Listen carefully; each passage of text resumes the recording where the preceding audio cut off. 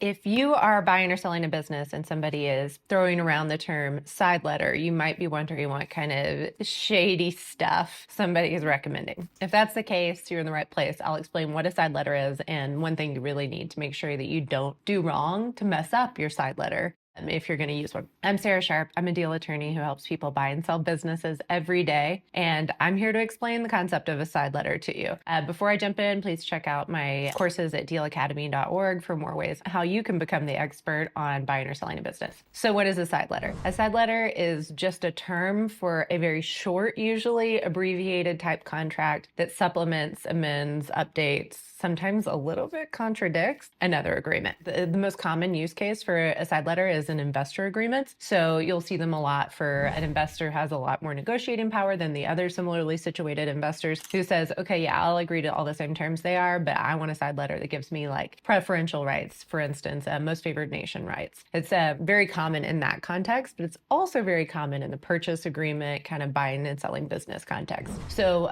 the reason is because of timing a lot of times, or just a different type of situation between the parties. For instance, if you're the buyer of a business and the company that you're buying has several different owners who have different wants and needs, you might find it makes the most sense to enter into kind of a general purchase agreement. And then maybe one or two of the other individual sellers will negotiate a side letter directly with you. On the other side of the equation, if you're a seller and you have this big monolithic buyer that's coming through and they've been, acquiring, they might say, listen, this is not negotiable. We want a standard agreement with all of the companies that we buy. We don't want to enter into, changing things to be different for each and individual company that we buy because it'll be too hard to manage on our gigantic portfolio. And then when pressed, they might agree to a side letter with specific terms for that particular entity, but it'll preserve for them the right to say, every single company we ever acquire signs this agreement without negotiating. This is standard. They're not changing the agreement specifically for you. They're entering into the same agreement and then adding a side letter onto it. So that can be a nice supplementary way. Another use for a side letter can be related to timing. So a lot of the purchase agreement kind of issues come into play with timing. You often find yourself needing to sign a purchase agreement in order to be able to actually get the financing you need to make good on the things that you just agreed to do when you signed the purchase agreement. For example, a lot of times if you're getting an SBA 7A loan to finance the deal, they may, depending on your state, not be willing to close on that loan unless you have satisfied state-specific requirements like a bulk sales clearance requirement. So let's say you're in New Jersey where they require you to submit a signed purchase agreement to the New Jersey Division of Taxation or whatever several weeks in advance. And just to really call out New Jersey, they make you do that in print. So you have to mail in the physical US mail, the Pony Express mail, a signed purchase agreement to them. And then and only then do they send you back some stuff to approve the transaction, which they also send by mail. So it adds a lot of time. Well, that means you need to have a signed purchase agreement pretty far in advance. And there's a really high likelihood that things are going to change in the 45 days or whatever that happens between that signed purchase agreement and the actual closing, or that you just don't have all the information you're going to need at that time. So if that's the case, it can make a lot of sense to sign the purchase agreement. And when those new things do come up, to enter into a side letter, because if you go ahead and amend the purchase agreement, that can trigger all kinds of other requirements to, try to get that amendment approved by the Division of Taxation or the amendment approved by the bank, et cetera, et cetera. So sometimes it just makes sense to put the pin down on the purchase agreement, and if something comes up, say, let's work it out in a side letter. Another thing that I see really commonly is where anybody else is going to need to approve the big documents like the purchase agreement. For instance, on the buyer side, sometimes you have a financial buyer who has to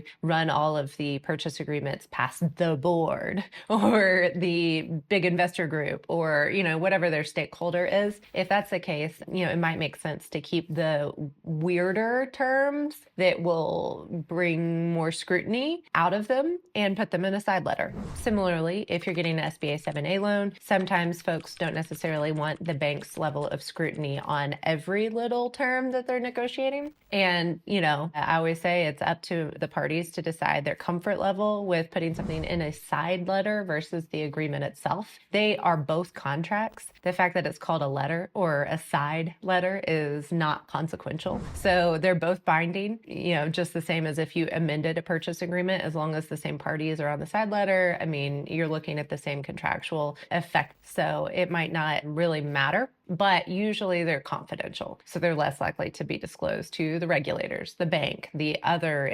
stakeholders. So they can be an added, the kind of pressure relief valve for a deal term that is struggling. For instance, I had a financial buyer where, the sellers just really couldn't get past wanting a personal guarantee on the seller finance portion of the deal. And the financial buyer can't get that from the board. They're not going to, be able to get a parent guarantee. That's not something that the individual they were talking to who was, at the fund was capable of promising. But the individual they were talking to felt really strongly that it was a really good deal and they wanted it to move forward. So the individual agreed to personally guarantee pieces of that deal in a side letter that doesn't necessarily get that level of board review. That can be a good solution. Another thing that I do see sometimes, I'm not going to weigh in on the ethics or morality of, but is after a deal is closed, sometimes the parties will go, well, we did a 7A loan, but now the seller who, I focus on accounting. So let's say it's an accountant who's out in the world now just golfing every single day and constantly getting referrals. Well, they might say, I'd love to refer to the person who bought my firm, but I want something for it. So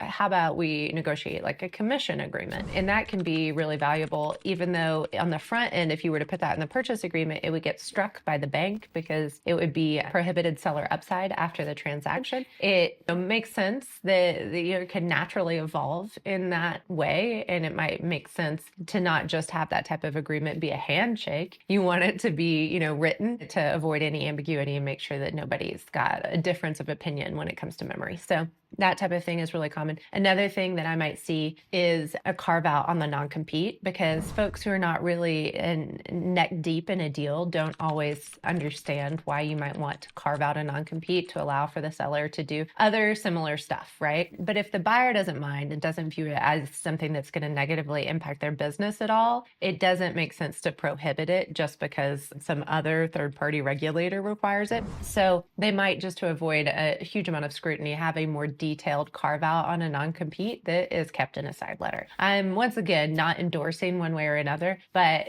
if you are starting to consider a side letter as kind of a tool to bridge some gaps in your deal, these are areas that I often see it done. So it can be a valuable tool. It doesn't necessarily mean anything sneaky is going on. It's more of a tool of flexibility. It is as contractually sound as any other contract. But here is the one thing that you need to make sure you don't do wrong if you're going to use one, because this will blow the whole thing up. So before I get into that, check out dealacademy.org and become the expert on all of these parts of the deal process on your own. So the thing that you need to not mess up is the integration clause, which is usually what people think is boilerplate. At the end of a contract, it usually says entire agreement, and that it'll say this agreement supersedes anything to the contrary between the parties, whether oral or written. And that's really important because I think just kind of naturally people don't really understand. It's not intuitive the way contracts work. So if I've talked about something with somebody all day long, let's say I wanted to buy somebody's business or somebody's car. Well, let's make it even more concrete. I wanted to buy somebody's car we talk about it at great length every time I see them in the neighborhood, and we talk about $5,000 for the car. That's great. We've talked about it. I send them a text message. I say, hey, I'm still ready to buy that car for $5,000. And they say, sure, sounds good, thumbs up. Then I'll send them an email later, $5,000 for the car, still sound good. Why don't you bring it over this afternoon? Great. Well, if then we sign a contract when they come by that says, I'm going to buy that car for $15,000 because they used something they found online and it still had that, $15,000 in it. Well, all of those prior conversations and communications are not admissible in court to support a different opinion if that agreement says this supersedes all prior written or oral communications regarding this subject matter. So, there might be some nuance to that if you actually wound up in court and it really was that type of incidental thing. But for the most part, it just is the trump card to all prior communications on that subject matter. Integration clauses are really important. So if you're going to agree to a purchase agreement that says it supersedes all other correspondence or communications related to that subject matter, and you're going to agree to a completely different contract that is called a side letter and discusses that subject matter, you need to take care that you've got the right integration clause that's not going to overrule the wrong one. So that entire agreement in the side letter ideally will reference the purchase agreement, pull all those terms and say,